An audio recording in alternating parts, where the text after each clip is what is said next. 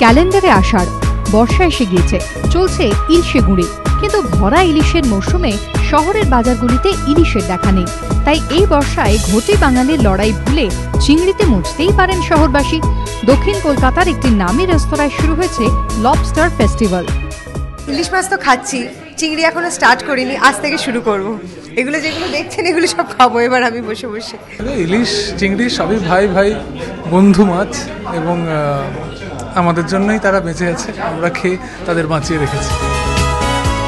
রেস্তোরাঁ সূত্রে খবর, ফেস্টিভ্যালের জন্য দক্ষিণ পূর্ব এশিয়া থেকে আমদানি করা হয়েছে 800 গ্রাম থেকে 1 কেজি সাইজের অতিকায় চিংড়ি। শহরবাসীর রসনা তৃপ্তিতে থাকছে chilli mountain lobster, lobster in hot basil sauce, Szechuan orange fried lobster, lobster in chilli wine sauce সহ হরেক পদ। বর্ষাকাল ভরা ইলিশের মরশুম কি ইলিশ কি সেরকম পাওয়া যাচ্ছে? I doubt. আমি নিজেই সাংঘাতিক খাদ্য রসিক, কিন্তু যেরকম ইলিশ আমি চাই সেরকম কিন্তু পাই না। তো অ্যাটলিস্ট ইলিশের সাপ্লিমেন্ট হিসেবে চিংড়ি মাছ, স্পেশালি লবস্টার, তাই জন্য এই লবস্টার ফেস্টিভ্যালটা আরও কিছুটা করা। লবস্টার ফেস্টিভ্যাল চলবে 11 জুলাই পর্যন্ত, তাই হাতে কিন্তু আর বেশি সময় নেই।